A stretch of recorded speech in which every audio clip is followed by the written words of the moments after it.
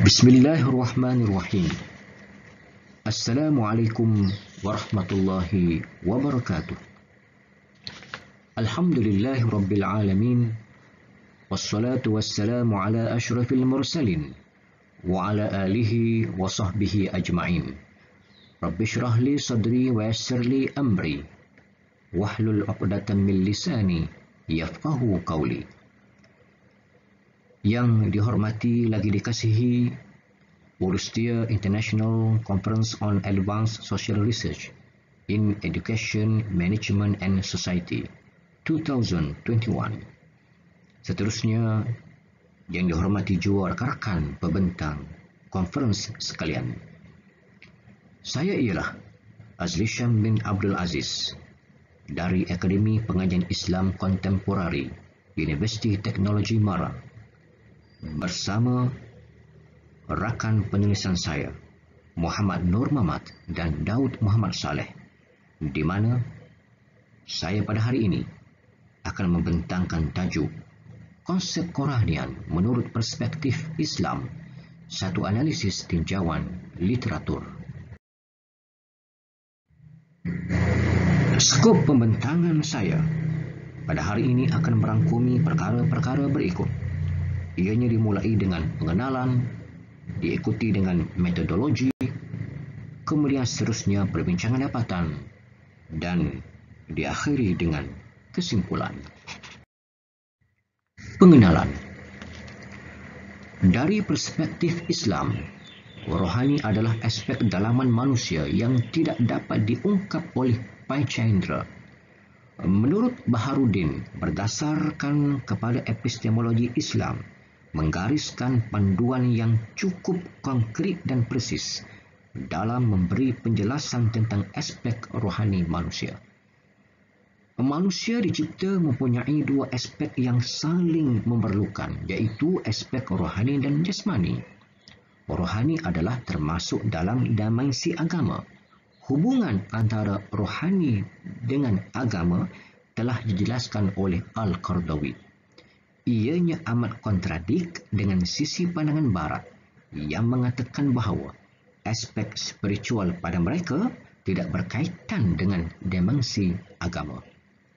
Menurut Sayyid Husin Nasr, penggunaan perkataan rohani dalam Islam adalah lebih tepat kerana ianya mendasari kepada maksud firman Allah dalam surah Al-Isra ayat 85. Seandainya, jika sekiranya umat Islam menggunakan perkataan spiritual untuk aspek intangible manusia, maka sekaligus ianya mengiktiraf sisi pandangan barat berkaitan aspek spiritual.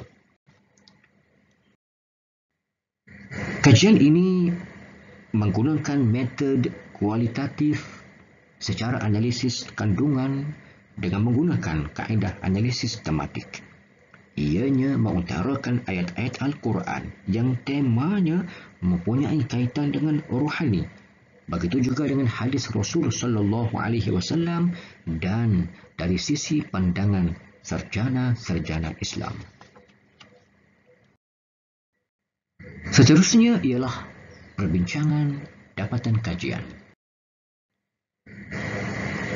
Hasil dapatan analisis didapati maksud rohani digunakan dalam pelbagai perkataan di dalam Al-Quran, dan perkataan yang paling banyak ialah perkataan Al-Qalbu, di mana ianya disebut dalam 132 ayat. Terdapat juga dalam Al-Quran perkataan yang dihubung kait dengan Al-Qalbu dan rohani itu sendiri. Ianya seperti yang pertama, Al-Fuad, As-Sadr, Al-Nafs, Al-Lub. Yang pertama, sebagaimana yang disebut bahawa Al-Qalbu, hati yang mempunyai kekuatan untuk melaksana perintah Allah dan menjauhi larangan Allah. Yang kedua, Al-Fuad. Ianya disebut sebanyak 16 kali dalam Al-Quran berkaitan dengan hati dan rohani. Yang ketiga ialah As-Sadr. Ianya disebut sebanyak 44 kali dalam Al-Quran berkaitan hati dan rohani. Yang keempat, an-nafs. Ianya disebut sebanyak 286 kali dalam Al-Quran yang berkaitan dengan diri manusia dan hati itu sendiri. Dan yang terakhir, yang kelima, ialah al-lub. Ianya disebut sebanyak 16 kali dalam Al-Quran yang berkaitan dengan hati dan rohani. Seterusnya ialah konsep rohani menurut perspektif hadis. Hasil analisis hadis-hadis didapati dan ditemui beberapa tema yang berkaitan dengan rohani, iaitu yang pertama, takwa, yang kedua, cinta Allah dan Rasul, yang ketiga, yakin diri, dan yang keempat ialah sabar. Yang pertama ialah takwa, di mana takwa dan iman begitu berhubung kait rapat. Iman yang teguh hasilkan takwa, dan takwa ini berpunca dari tempat di hati yang disebut sebagai al-qalbu. Yang kedua ialah cinta Allah dan Rasul. Puncak rohani ialah meletakkan cinta kepada Allah dan Rasul. Inilah kemuncak. Meletakkan cinta kepada Allah dan Rasul lebih dari segala-galanya. Yang ketiga pula ialah yakin diri, di mana hati yang penuh dengan keimanan dan ketakwaan akan menjelmakan keyakinan dalam diri kita ini. Dan yang keempat pula ialah sabar. Sabar itu ialah memiliki ketabahan dan daya yang sangat kuat dalam menerima cabaran, ujian dan dugaan. Seterusnya ialah konsep rohani menurut perspektif sarjana Muslim. Menurut Al-Ghazali, Siddiq Harun Uthman Zakaria Zulkifli et al., di mana terdapatnya 4 domain dalam rohani manusia, iaitu ar-ruh, al-qalbu, al-nafsu dan al-aqlu. Menurut Muhammad Az-Zaki, Sangkan dan An-Nawawi, domain rohani pula pada mereka ialah tauhid, ibadah dan akhlak. Manakala dari sudut pandangan Ahimsa, Wahyuni dan Tajul Ashikin memberi pandangan bahawa akhlak adalah merupakan yang mendominasi dalam kehidupan seseorang. Manakala akhirnya menurut ilmi bahawa domain rohani pada pandangan beliau merangkumi 7 dimensi, iaitu ar-ruh, al-qalbu, al-nafsu, al-aqlu, tauhid, ibadah dan akhlak. Kesimpulan, aspek rohani adalah perkara penting dalam Islam dan ianya berkaitan dengan agama. Ianya faktor pemandu dan penggerak dalaman diri dalam menghasilkan impak kekuatan dalaman seseorang.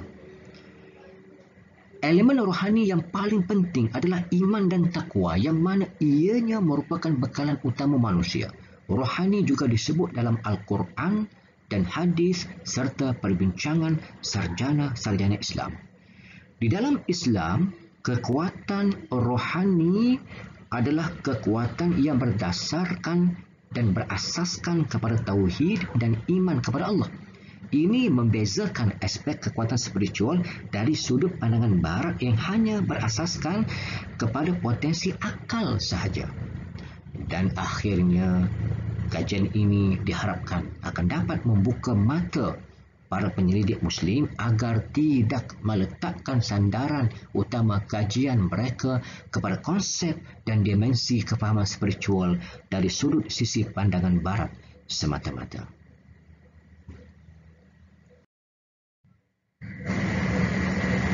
Pada paparan akhir ini, saya letakkan nama saya dan nombor telefon serta alamat email untuk rujukan dan dihubungi selanjutnya.